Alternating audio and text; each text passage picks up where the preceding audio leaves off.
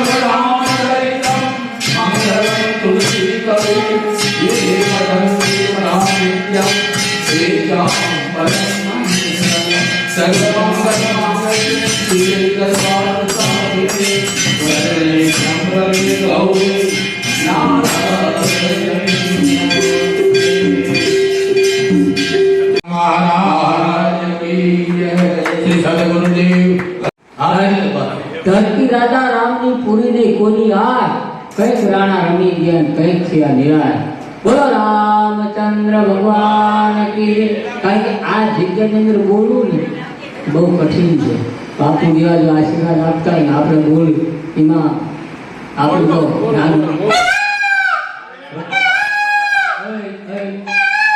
बोलो दान महाराज की जय राम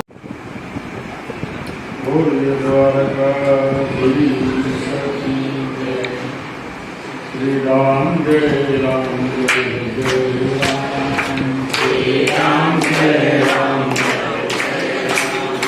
जय जय जय हनुमान गुसाई जय जय जय हनुमान गुसाई कृपा करो कृपा करो श्री राम जय राम जय जय राम श्री राम जय राम बोल द्वारा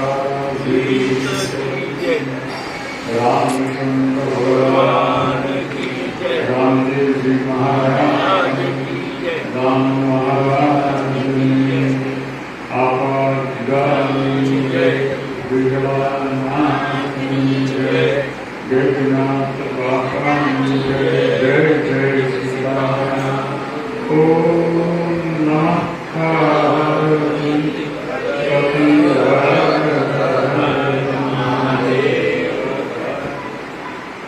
दरेक रामायणना पाठ બેસનાર ભાઈઓ બહેનો વડીલો અને જેને સાંભળતા હોય એ બધા ભાઈઓ બહેનો વડીલો આ બધા આશ્રમના સેવક સમુદાય આ બધાને મારા દેશિયા જય હનુમાન આમ તો બધાના નામ મને કોક આવડે એટલે બધાના નથી લેતો તો રહી જાય તો એમ થાય એક યાદ આવતા લાગે પણ શાસ્ત્રમાં કીધેલું છે અને સંતોના મુખે મેં સાંભળેલું છે કે રામાયણના પાઠમાં તમે ચોપાઈ જ્યારે ગાતા હો ત્યારે એક વસ્તુ તો ચોક્કસ મૂકે મારા અનુભવ પ્રમાણે કે અમને તમે કોઈ પણ ગામનો હોય કોઈ ભણેલો હોય એને અડધી કલાક તમે હાથમાં રામાયણની એક ગ્રંથ આપી અને કલાક 2 કલાક બેસાડતો, ગાવાનું નહીં, ખાલી આમાં નજર ફેરવવાની. અને છતાં જો માણસને આવા થતી હોય અને ગાય ન શકતો હોય, નજર ન ફેરવી શકતો હોય, તો તમારી પર ભગવાન રઘુનાથની કેટલી કૃપા કે ગાય એકો છો ને પાછો ભોગવી દેવી. આપ ક્યાં બધા જુદા જુદા ગામમાં રહેતા હોય, તમારા મકાન સારા હોય, એક રૂમમાં 1 જણા સૂતો હોય, 2 જણા સૂતા હોય, તમારો પરિવાર હોય, અને છતાં તમે એને બધાને છોડી અને તમે એમ માનો છો કે હું મારા મનથી વિચારું કે તમે બધું રોટલા હાથ નથી આવતા, ઠાકરના આશીર્વાદ લેવા આવતા. કોઈ પણ તમે એક રૂમમાં બધા, મને ઘણી ફેરી થાય કે મારો વિચાર જે છે એ સાકાર થાય તો મારી ગણતરી એવી છે કે એક રૂમમાં 1 જણો ભૂવો છે. હા, એટલે એવો સાકાર મારી ગણતરીમાં છે તો ટૂંકા સમયમાં થઈ જાય. કારણ કે આપ બધા જો હૃદયથી અહીંયા જોશો ત્યારે વરસાદ હોય, વ્યવસ્થા હોય, ન હોય, આકડ મુકડ બધા. પણ મને એક વસ્તુ રામાયણનો એક પ્રસંગ યાદ આવે કે કોઈ દિવસ રામાયણની અંદર હમણાં મેં જોયું કે ભાઈ છેલ્લે જ્યારે સુધી બોલતા બોલતા ઢીલા પડી ગયા ત્યારે રામાયણ પૂરી થતી હતી. ત્યારે ગદગદ જે છાતી ખુલી જાય ને અને અંદરથી જે હું તમને કહું જાગૃત થઈ જાય ને, એને પછી રામાયણના પાઠ અહીંયા હોય તો હું અને લલકામ હોય તો હું ગમે ને જઈ શકું, અંદર જાગી જવું જોઈએ. અમારે ઘણી ફેરી રામાયણ અહીંયા ઘણી પડ્યું છે, કબાટની અંદર લાખ પડ્યું, ભાગવત પડ્યું, રામાયણ પડ્યું, શિવ પુરાણ પડ્યું, આધાર પુરાણ, 100 શાસ્ત્ર, 4 વેદ બધું પડ્યું, પણ હાથમાં એને હરામ છે તો કોઈથી વાંચવું હોય. તમે લોકો આ ગામથી આનંદ આવે એટલે 3-4 દિને, આ ગામથી આનંદ 3-4. હું તો એમ માનું તમારા હૃદયમાં અમારા આશીર્વાદ તો હોય, પણ જે બા તપ કરે ને એના આશીર્વાદ અંદર ખરેખર છે. એના આશીર્વાદને લીધે જ તમે એટલા ટકી ગયા. અને કોઈ પણ તમે જોજો રામાયણની અંદર એક છે, તમે આખી રામાયણ વાંચી લો ને, આખી અમારો અનુભવ, હું વિચારું ત્યારે વાંચતો નથી, આખી રામાયણ વાંચી લો ને એટલે તમને એમ થાય કે એક વસ્તુ આ નહોતી એવું તો એ પાનું જ ચૂકાઈ ગયું, આ નહોતું આવ્યું. વળી તમે વાંચી લો એટલે બીજી ટાઈમ તમને એમ થાય આ શબ્દ આમાં નહોતો આવ્યો. તો એ નવું ક્યાંથી નીકળે? જેટલી ખરી તમે રામાયણ વાંચો, જેટલી ખરી તમે ભાગવત વાંચો, ત્યારે એની અંદર ન હોય અને તમારા મનમાં જ્યારે દેખાય ત્યારે સમજવું મારો આત્મા રામાયણમાં ખીલવા માંડે, ન હોય દેખાવા માંડે, ન હોય રસ્તો થવા માંડે. અમારે દાદા ગુરુ મંગળો બાપુ, વળકુ બાપુના બાપુ એ રામાયણના પ્રિય હતા. અને એ વખતે એને એમ કીધેલું કે વળકુ બાપુને રામાયણ નથી આવડતું મારા ગુરુ. એટલે બાપુએ કીધું હમણાં જરૂર નથી. અને હાથ આવે વ્યક્તિઓને જેમ કેમ કે કાયા થઈ હેમની એમ એકદમ મંગળો બાપુએ હાથ મેકી દીધો, રામાયણ આવ્યું. એમ કહેવાનું કે રામાયણ વસ્તુ એવી છે કે એની અંદર જે શક્તિ પડી. મેં તો એવું સાંભળ્યું કે નવી રામાયણ તમે લો ને ગોરખપુરથી, એની અંદર ખાસ કરીને જોયું તમારી શ્રદ્ધા અને વિશ્વાસ હોય તો એની અંદર એક નાનો એવો ભૂરા કલરનો એક વાળનો કટકો નીકળે. તપાસ કરજો. કોઈ પણ વ્યક્તિ રામાયણ લે કે ગોરખપુરથી લેવાનું શું, અમારું યુટ્યુબમાં આવશે. અને પછી નિરાજી રામાયણનું પ્રિય માનવ હોય ખોલે અને એક પછી એક માનું, એક પછી એકમાં ભૂરા કલરનો સેટ કટકો વાળો, એ કોઈ નાચતો નથી. એ રણમાનજીએ કીધું જેટલી રામાયણ છપાય એમાં મારો રૂવાડું કરતું રામાયણમાં કીધેલું છે. અને એની અંદર કરોડો રામાયણ છે. વિશ્વાસથી ખોલજો. મારી આગળ 10 દાખલા છે અને એ લોકો કોઈ નાખ્યો નથી કરતું, મંજરી કમ તો નીકળે.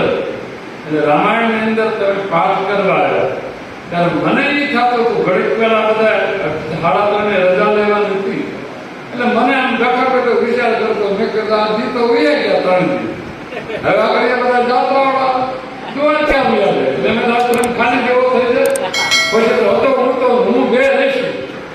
ત્યારે અમને જે ઉત્સવ હતો અને ખરેખર તમારી સ્વાભાવિક તમારું બલિદાન અને તમારા જે શબ્દ અમારા સંસ્થાની ભૂમિ પર પડ્યા એને લીધે અમારા આશ્રમની ઉર્જા પ્રગટ થઈ.